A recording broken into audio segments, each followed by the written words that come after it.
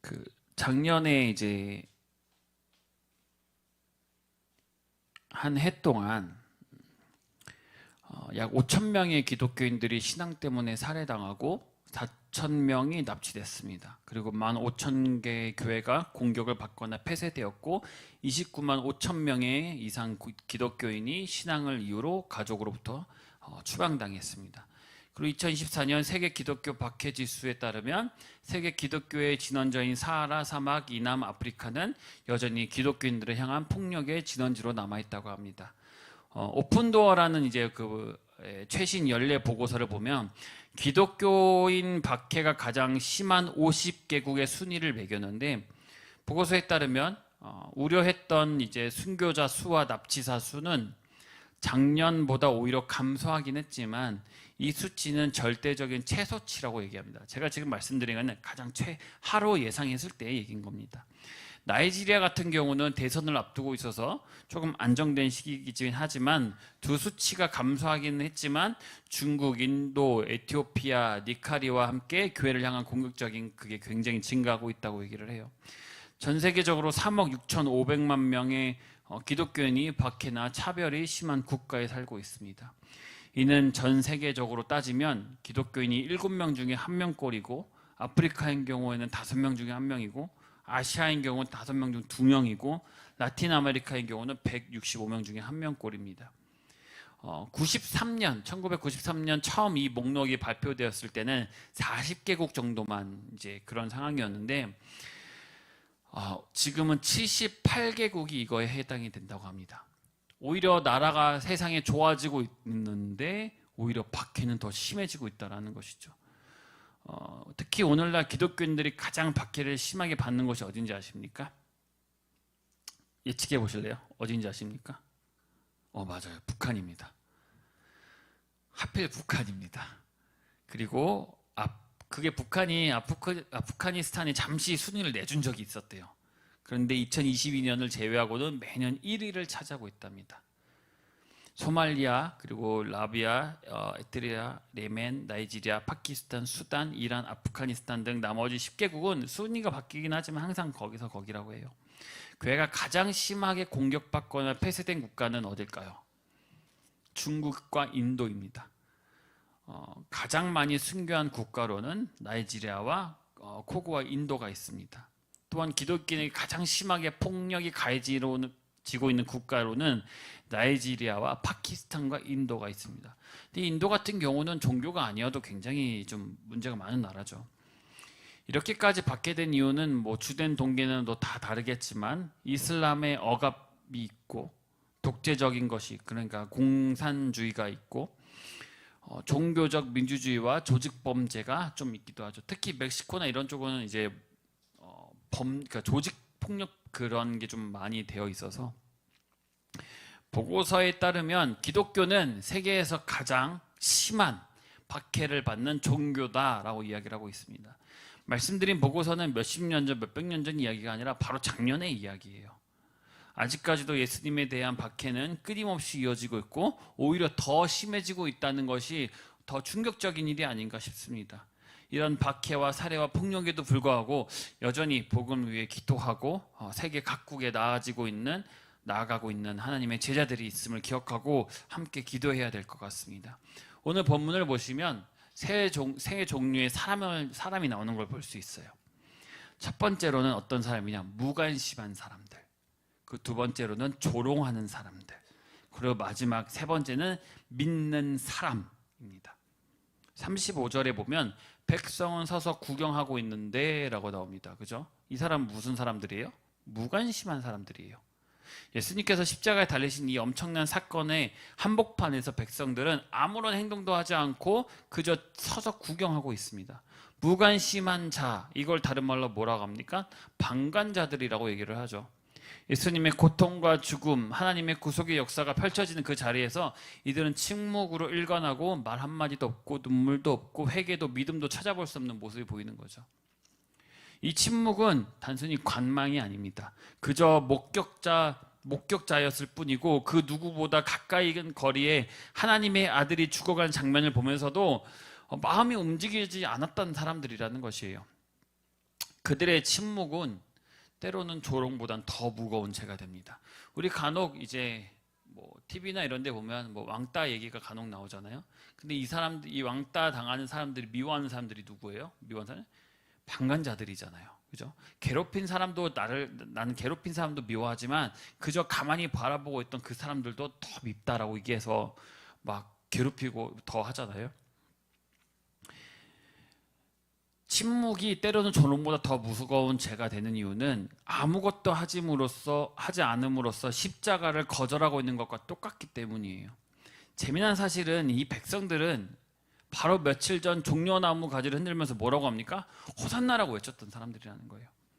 그래서 더욱 의미심장한 침묵이 되는 것입니다. 단순한 방관자가 아니라 불과 며칠 전 예수님을 다윗의 자손이라 부르고 이스라엘 왕이라고 불렀던 사람이었는데 지금은 입 다물고 구경꾼이 되어버린 것이에요. 예수님께서 십자가를 지고 가신 그 긴 시간 동안 단순히 거기 가서 딱 박힌 게 아니잖아요. 십자가를 지고 걸어가셨잖아요. 많은 사람들 옆에 서서 구경하고 있었다라는 거예요, 사람들이. 그 침묵의 이유는 두 가지라고 볼 수 있는데, 첫 번째는 자기 기대와 달라진 예수님의 모습 때문이에요. 호산나를 외칠 때 그들은 예수님이 로마를 정치적 해방자로서 보았거든요. 그런데 예수님은 아무런 반격도 하지 않고 체포되고 또 뭡니까? 책질을 당하고 조롱당하고 그 십자가에 무기력하게 죽은 모습이 자기들 기대와는 너무 달랐다는 것이에요. 그들의 기대가 무너지니까 그들도 외침이 뭘로 바뀝니까? 침묵으로 바뀌게 된 것입니다. 또 다른 한 가지 이유는 여러분 혹시 군중심리라는 거 아십니까? 군중심리 분위기에 휩쓸린 신앙의 한계라는 것이에요. 그러니까 군중심리를 발음하기가 좀 힘들더라고요. 군중심리를 보통 집단 행동으로 얘기하는데 좀 더 자세히 정의를 하자면 개인이 집단에 속해 있을 때 평소와는 다르게 사고하거나 행동하는 것을 얘기합니다. 이성보다는 감정이나 충동이 앞서기도 하고 기쁨, 분노, 공포와 같은 감정이 빠르게 확산되는 것이거든요. 쉽게 볼 수 있는 곳이 어딘지 아십니까? 스포츠입니다. 특히 우리 2002년 월드컵 같은 경우는 모두가 함께 응원하니까 어떻게 분위기에 휩쓸려서 함께 열광하고 또 누군가 소리치면 장면을 보지도 않았는데 괜히 기쁘고 신나잖아요. 이런 비슷한 현상이 언제 있었냐? 최근에도 이제 탄핵 관련해서도 있었죠. 조용하게 이제 해결할 수 있는 일인데도 불구하고 일반적인 사람들이 뭐 공격하는 성향도 보이기도 했고, 그죠? 그런 것은 나중에 누군가 공격하고 들어가니까 우와 해서 몰려서 공격을 하기도 하고, 또는 또 누가 뭐 이렇게 하자고 하니까 또 다 같이 또 몰려서 또 이렇게 하고. 예수님이 십자가에 못 박히실 때도 며칠 동안 호산나 외치던 사람들이 그를 십자가에 못 박아라 외친 군중으로 변한 것도 군중 심리의 대표적인 성경적 예시 중에 하나입니다. 오늘날 교회에서도 쉽게 볼 수 있어요. 특히 화려한 예배 안에서 그 모습을 더 쉽게 볼 수 있습니다. 앞에서 은혜롭게 찬양하는 모습에 휩쓸려서 은혜 받았다고 회개했다고 착각하는 경우가 생기기도 한다는 거예요. 특히 더 어릴수록 더 심하고, 또 반대로 믿음이 강할수록 아니면 믿음 생활을 오래 한 사람일수록 그런 일이 일어나기도 합니다. 물론 분위기라는 것은 굉장히 중요하죠. 불을 끄거나 화려한 찬양 속에서 중요합니다. 화려한 밴드도 중요하고 목사님 말씀이 엄청나게 멋있게 표현되는 것도 굉장히 중요합니다. 그러나 그런 분위기 속에 있었을 때만 가능했던 외침이 될 수도 있기 때문에, 예배를 드리지만 마음이 하나님께 가 있지 않은 사람들, 십자가를 묵상하지만 그저 의식처럼 종교 행사를 하는 사람들, 십자가 앞에 있지만 가슴은 뛰지 않고 눈물도 흐르지 않고 삶의 변화도 없는 사람들, 그들 역시 뭐라고 합니까? 서서 구경하는 백성들과 똑같다라는 것이에요. 호산나 외침이 그렇게 끌려갔던 외침이었을 거라는 것이에요. 그러니까 고난과 수치 앞에서는 굉장히 조용히 신앙이 다 무너져 버리고 믿음은 구경꾼의 자리로 바뀌게 되는 것이죠. 이런 무관심은 어디서 옵니까? 너무 익숙해져서 더 이상 감동이 안 옵니까? 또 고난주간, 부활절, 성탄절, 아니면 예수님의 고난보다 내 삶이 더 커 보이거나 찬양을 판단하고 말씀을 평가하고 기도가 없고 하나님을 만나는 시간이 아니라 관람이나 문화처럼 소비시키는 사람들이 굉장히 많거든요. 그러나 십자가는 어떤 겁니까? 구경하는 것이 아니죠. 들고 다니는 액세서리가 아닙니다. 뭡니까? 십자가는 결단하는 자리입니다. 오늘 본문을 보시면 처음에 뭐라고 할까요? 해골이라고 나오잖아요. 이 해골은 골고다 언덕을 얘기를 합니다. 골고다 언덕은 관광지가 아닙니다. 뭡니까? 십자가는 바라보는 대상이 아니라 믿고 따라야 되는 것이거든요. 예수님의 피 흘리심은 인류 전체가 죄에서 구원받을 수 있는 유일한 길이고, 그 앞에 서 있는 우리는 그저 구경거리로 있으면 안 된다라는 것이에요. 히브리서 10장 29절에 보시면 하나님의 아들을 짓밟고 자기를 거룩하게 한 언약의 피를 부정한 것으로 여기고 은혜의 성령을 욕되게 하는 자가 당연히 받을 형벌은 얼마나 더 무겁겠느냐, 얼마나 더 무겁게 받겠냐. 무관심은 곧 복음의 은혜를 값없게 여기는 태도라는 것이에요. 십자가는 나와 무관한 것이 아니라 나를 살리기 위한 사건임을 잊지 말아야 됩니다. 백성들이 십자가 아래서 침묵하고 있는 동안 조용하고 있지 않던 사람들도 있습니다. 35절부터 39절에 보시면 지도자들, 군인들, 그리고 옆에 매달려 있던 한 명이 강도, 그죠? 즉 두 번째 사람들, 조롱하는 사람들이에요. 입을 열고 고작 한다는 것이 뭡니까? 찬송도 회개도 아니라, 기도가 아니라 오히려 예수님을 향한 비난과 조롱이었다라는 것이에요. 남을 구원했으니 너도 구원해봐라.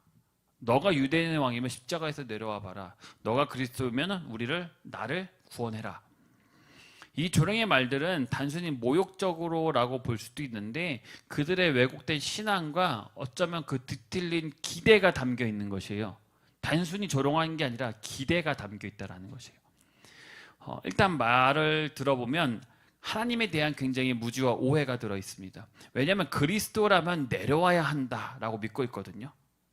그들의 머릿속에 메시아는 어떤 사람입니까? 능력 있는 왕이고 정치적 해방과 기적을 행하는 구원자였기 때문에 그 십자가에서 내려올 수 있어야 된다는 것이에요. 그러나 성경은 그들에게 이미 분명하게 이사야 53장 5절에 말했어요.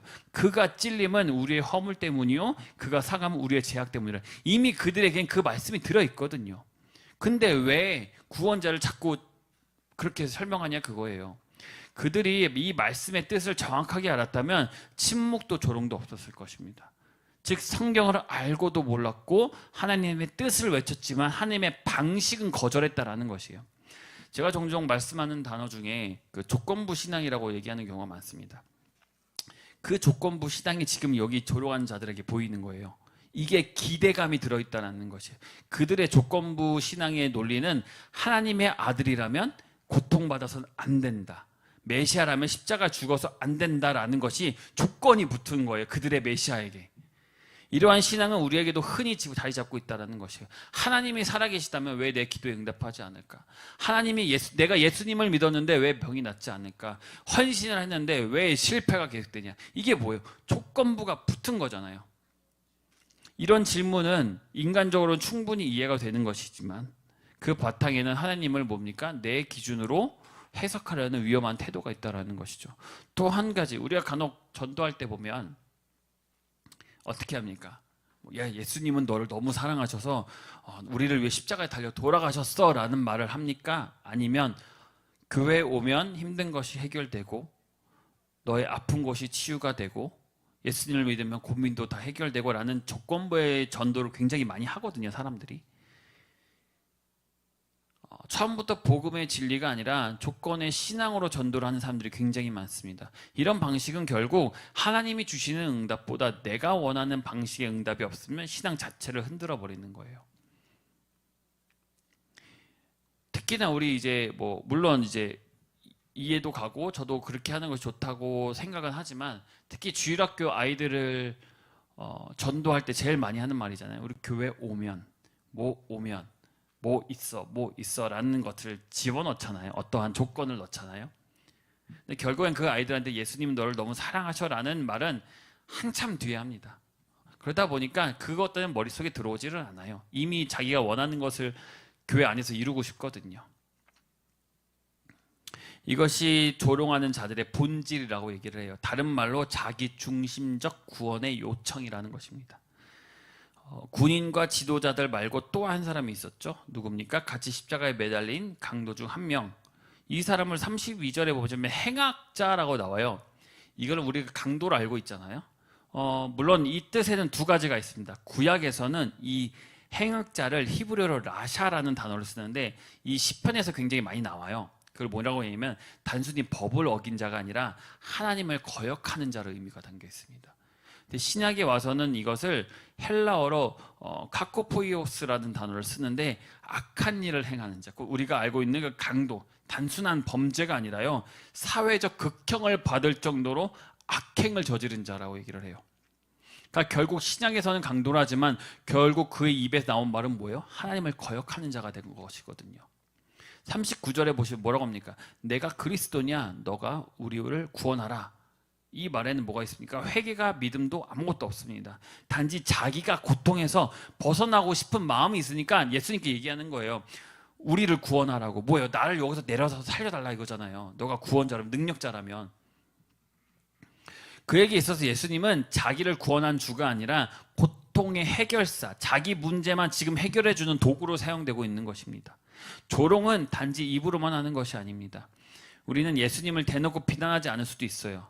그러나 하나님을 자신의 조건에 맞추려고 하고 자신의 뜻대로 신앙생활에 움직이지 않으면 금세 어떻게 됩니까? 실망하고 신앙을 내려놓게 됩니다. 그 역시 십자가 앞에서 조롱하는 태도랑 똑같은 것이거든요. 하나님이 나를 사랑하신다. 왜 이런 일이 생기냐? 주님, 내가 이만큼 했는데 왜 나는 이만큼 주어지지 않느냐? 이 말들은요, 십자가의 의미에 대한 굉장히 오해가 숨겨 있는 것입니다. 십자가는 나를 위해 누군가가 대신 죽은 자리지 내가 원하는 것을 들어주는 요술램프가 아니라는 것이에요. 그런데 예수님을 보십시오. 그 조롱이 어떻게 합니까? 전혀 답을 하지 않으세요. 아무 말도 안 하세요. 증명하려고 그래? 그러면 십자가에 탁 내려오지도 않고 뭔가 보여주지도 않습니다. 그 이유는 그 조롱을 견디는 것 자체가 우리를 구원에 이루는 길이기 때문이에요. 베드로전서 2장 23절에 보시면 욕을 당하실 때 대신 욕하지 아니하시고 고난을 당하실 때 위협하지 아니하시니, 그러니까 십자가는 인간의 판단의 기준으로 모든 무너뜨리는 하나님의 구속의 방식이고, 그 조롱 가운데서도 하나님의 사랑은 침묵으로 승리를 계속하고 계셨다는 것이에요. 나를 구원해달라고 할 때 예수님께서 아무것도 하지 않은 것은 너를 지금 구원하려고 하는 것이 내가 지금 십자가에 매달려 있는 것이다 라는 것이죠. 우리 한번 읽어보겠습니다. 40절부터 43절까지 다시 한번 읽어보겠습니다. 보여주세요. 40절부터 시작. 하나는 그 사람을 꾸짖어 이르되 내가 동일한 정죄를 받고서도 하나님을 두려워하지 않느냐? 우리는 우리가 행한 일에 상당한 보응을 받는 것이니 이에 당연하거든요. 이 사람이 행한 것이 옳지 않은 것이 없느니라 하고 이르되 예수여 당신은 나라에 임하실 때 나를 기억하소서 하니 예수께서 이르시되 진실로 내게 이르노니 오늘 내가 나와 함께 낙원에 있으리라 하시리라. 십자가의 마지막 순간에 모든 사람이 침묵을 하거나 조롱하고 있을 때 한 사람은 굉장히 놀라운 믿음의 고백을 합니다. 이 말에 굉장히 짧은 단어지만 문장이지만 이것 안에는 복음이 압축되어 있음을 볼 수 있죠. 제가 그전에는 무관심한 사람들, 조롱하는 사람들이라고 얘기했는데 마지막에 뭐라고 했습니까? 믿는 사람이라고 했거든요. 1인칭을 썼거든요. 이 사람 때문에 교회가 한 가지 질문, 우리 이 강도 한 사람 때문에요, 교회가 굉장히 그 한 가지 질문에 괴롭힘을 굉장히 많이 당해요. 진짜 매번 물어보는 질문이 있어요. 뭐냐면 십자가에 위에 회개한 강도처럼 죽기 전에 회개하면 다 용서받는 거 아니냐? 그러니까 실컷 살다가 마지막에 믿으면 되는 거야. 이게요, 누구 때문에 나오냐면 이 사람 때문에 나온 질문이에요. 평생 마음대로 살다가 마지막에 회개하고 교회 다니면 되지 않냐? 이런 반응은 복음을 이해하려는 질문과 동시에 오해하려는 그 오해된 비롯된 질문이라고 생각해요. 두 가지가 다 있다고 생각해요. 복음을 이해하고 싶기도 하고 답을 듣고 싶은 것이잖아요. 그런데 요 질문이 굉장히 많이 나옵니다. 이 문제는 다음에 다시 나눠보도록 하겠지만 간단하게 말해서 하나님의 용서는 때가 아니라 진심이라는 것이에요. 때가 아니에요. 때가 아니에요. 마지막에 믿는다? 그럴 수도 있죠. 그렇게 될 수도 있습니다. 하지만 그게 아닐 수도 있는 거잖아요. 그 강도는 우리가 행한 일의 죗값을 받는 게 당연하다라고 얘기합니다. 단순한 현실의 인정이 아니라 나는 죄인이다라는 자기 인식이자 회개의 시작이거든요. 자기가 잘못된 것을 알고 있잖아요. 회개의 그 첫 번째 걸음은 무엇입니까? 자기가 죄인인 것을 고백하는 것이거든요. 자신의 죄를 핑계대거나 왜곡하지 않고 하나님 앞에서 죄인됨을 고백하는 것이 바기의 회개의 시작이잖아요. 우리가 누군가한테 잘못을 했을 때 내가 이렇게 하려고 하지 않았는데 이렇게 하게 됐다, 미안하다, 이게 진심으로 느껴지지 않잖아요. 미안하다, 내가 잘못했다, 먼저 내가 잘못을 얘기하고 나서 그 이후에 설명이 붙었을 때는 받는 사람이 아 그렇구나 이렇게 할 수 있는 것인데, 지금 이 사람은 자기가 죄인이라고 먼저 고백을 하잖아요. 즉 강도가 회개한 이 순간은 실컷 죄짓고 마지막에 회개해야지라고 해서 그 찬스를 노려서 만든 기회주의자가 아닙니다. 때가 아니라 진심의 순간이었던 거예요. 이 강도에게 찾아온. 그리고 나서 그 강도가 한 고백은 뭡니까? 예수님의 무죄와 거룩함을 인정하는 것이었어요. 41절에 보면 이 사람은 행한 것이 옳지 않은 것이 없다. 그는 예수님이 단순히 억울하게 죽은 착한 사람이 아니라 죄가 없는 사람, 거룩한 사람인 것을 고백한 거거든요. 이 고백은 단순히 무죄 방면 정도가 아니라 예수님의 본질적 거룩하심에 대한 인식이에요. 그러니까 곧 믿음의 눈이 열렸다라는 것이에요. 이 진실된 고백을 이 수많은 백성들과 군인과 지도자들과 심지어 제자들과 가족도 있는데 누구 한 명만 했으니까 이 강도 한 사람만 했다라는 것이에요. 물론 그 주변에 슬퍼서 우는 사람도 있었죠. 그러나 그들이 슬퍼 웃었던 것은 예수님이 고통당하는 그 모습을 보며 그의 흘리신 인간적인 슬픔의 모습이지, 눈물이지, 예수님이 누구인지 제대로 알고 드린 믿음의 고백은 없었다라는 것이에요. 그게 있었다면 분명히 성경 안에 기록되어 있었을 것입니다. 그런데 그렇게 진심으로 된 고백을 한 사람은 누구예요? 이 강도 한 사람뿐이었다라는 것이에요. 그렇다면 여러분은 여기서 믿음이란 무엇인지 분명히 알게 됩니다. 믿음을 많은 것을 안다고 해서 되는 것도 아니고, 오랫동안 예수님을 따랐다고 해서 자동적으로 생기는 것도 아니고, 믿음은 십자가 앞에서 자기 죄를 자각하고 고난당한 예수님을 구원자로 보는 눈이 열릴 때 비로소 그 믿음이 시작되는 것입니다. 42절 강도의 고백을 보십시오. 예수여, 당신의 나라에 임하실 때 나를 기억하소서. 굉장히 놀라운 고백 아닙니까? 사람들이 보기에는 무능력하고 조롱당하고 있는 실패자가 피 흘리며 죽어가고 있는 한 인간으로 보는데, 이 강도는 지금은 죽음을 맞이하고 있지만 결국 다시 왕으로 오실 분이라는 것을 그 믿음으로 알게 되는 것이에요. 이것은 예수님의 십자가의 패배가 아니라 왕의 영광으로 보고 있는 것이고, 십자가를 넘어 바라보는 믿음의 시선이 된 것입니다. 보통 사람들이 이런 얘기 하잖아요. 내가 만약 죽어서 천국에 가면 뭐 다윗도 보고 싶고 노아도 보고 싶고 뭐 이런 얘기 하잖아요. 막 진짜 이 성경 인물도 되게 유명 인사를 만나는 듯한 것처럼 만나보고 싶다는 얘기를 많이 하거든요. 근데 저는 이 사람이 제일 궁금합니다.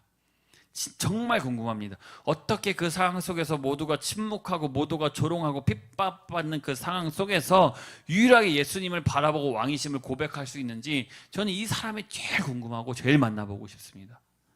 다른 유명 인사들은 성경이 많이 나오잖아요. 그러니까 대단하다 하고 말 수도 있는데, 이 사람에 대한 기록은 요 10절도 안 되는 짤막한 순간이거든요. 근데도 이 짤막한 순간에, 그리고 시간도 예수님이 십자가에 달려 돌아가신 게 얼마입니까? 6시간이거든요. 다른 사람들은 보통 매달리면 4일에서 6일, 일주일 동안은 매달려 있어요. 근데 이 6시간 안에 고백하고 믿음을 보고 예수님을 시인하고 죄를 고백하고 천국에 같이 간 사람이잖아요. 나를 기억하소서, 이 고백에는 어떠한 조건도 요구도 없잖아요.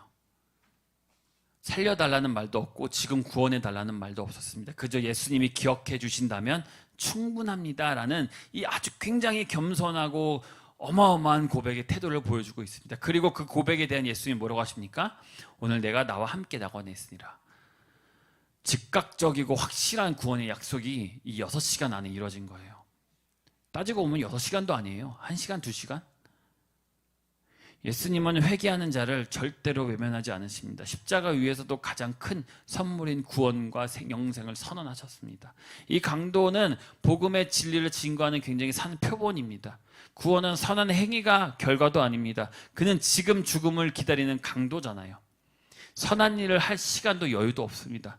얘도 이 강도도 얘랍니다. 이 강도도 길어야 6일 안에 죽어요. 그렇죠? 매달 안에 죽을 수밖에 없어요. 근데 언제 죽었어요? 같이 예수님과 함께 올라갔잖아요. 6시간. 내가 함께 있으리라 했잖아요. 더 이상 길게 가지도 않았어요.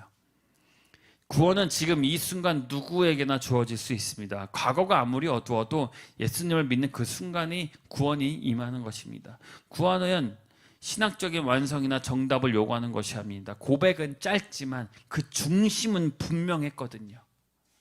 구원은 겸손한 믿음의 고백 위에 임하는 것입니다. 기억해달라는 이 말은 자신의 무가치함도 인정하고 예수님의 주권을 신뢰하는 믿음이잖아요.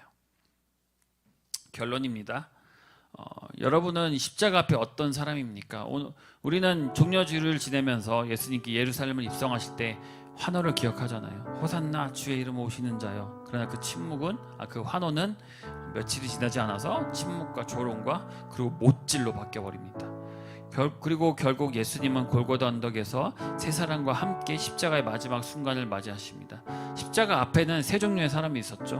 무관심한 사람들, 조롱하는 사람들, 그리고 딱한 사람, 믿는 사람. 눈물도 고백도 저항도 없이 조용히 구경만 하고 계실 것입니까? 그저 자신의 삶만 살고 계실 것입니까? 침묵은 곧 복음에 대한 거절이 되고요, 예수님의 고난과 삶이 나와 무관하다는 착각 속에 빠지게 만들어버립니다. 오늘 신앙생활을 하면서도 예배의 자리에 앉아있지만 마음은 딴 데 가 있을 수도 있고, 고난주간의 의미를 들으면서도 아무 감동도 없을 수도 있고, 어쩌면 우리는 무관심한 자리에 서 있을 수도 있습니다. 아니면 침묵에서 벗어나 비판하고 비웃고 조롱하는 사람일 수도 있습니다. 예수님을 자기 기준으로 평가하고 있다면 십자가를 구원 대신에 실패로 생각하고 있을 수도 있습니다. 자기중심적 기대와 요구만 늘어나고 하나님을 조건으로 대하고 응답이 없으면 실망하고 뒤돌아선다면 그 모습이 바로 조롱하는 자들과 똑같다라는 것이에요. 주님을 왕으로 섬기지 않고 내 인생의 해결사로만 대하는 신앙은 결국 십자가를 이해하지 못하는 태도가 되는 것입니다. 하지만 한 사람만은 달랐습니다. 자신의 죄를 인정하고 예수님이 죄 없는 의로운 분임을 고백하며 예수님을 왕으로 믿고 그분을 나라에 소망한 사람, 그 사람에게 예수님은 이렇게 말씀하셨습니다. 오늘 내가 나와 함께 낙원에 있으리라. 이 약속은 조건 없는 하나님의 은혜입니다. 예수님을 그냥 착한 분, 좋은 분으로 가르쳐 주시는 분, 좋은 것을 알려주시는 분으로만 알고 계십니까? 아니면 나를 죄 대신에 죽으신 죄 없으신 하나님의 어린 양, 나의 왕, 나의 주님으로 고백하고 계십니까? 예수님은 오늘도 여러분에게, 저에게, 우리에게 묻고 있습니다. 너는 지금 나의 십자가 앞에서 누구로 서 있는가? 오늘 이 질문 앞에 정직하게 응답할 수 있는 성도가 되시기를 바랍니다. 같이 기도하는 시간 갖겠습니다. 주님, 이 시간 십자가 앞에 무감각한 나의 마음을 깨워주시옵소서. 조건 없는 믿음을 주시고 주님을 내 기준에 가두지 않는 신앙생활을 하게 하여 주시옵소서. 내가 원하는 것을 이루는 신앙이 아니라 오직 십자가 앞에, 그 보혈 앞에 무릎 꿇고 나의 죄를 회개하며 예수님과 함께 할 수 있는 저희가 되게 하여 주시옵소서. 회개하는 강도처럼 믿음으로 고백하게 하여 주시옵소서. 나도 죄인입니다. 예수님 앞에 달린 강도처럼 나의 죄를 인정하고 주님, 당신의 나라에 임할 때 나를 기억해달라는 그 고백이 나의 고백이 되게 하여 주시옵소서. 다같이 주여 한번 외치고 기도하겠습니다. 주여! 이제는 우리 주 예수 그리스도의 은혜와 하나님 아버지의 끝없는 사랑과 성령의 위로하심으로 인도하심이 오늘도 십자가 앞에서 삶을 헌신하고 믿음을 고백하며 다시 주님께 마음을 드린 사랑하는 모든 성도들과 그들의 가정과 일터와 자녀와 교회 위에 이제부터 영원토록 함께 하시기를 간절히 축원하옵나이다. 아멘.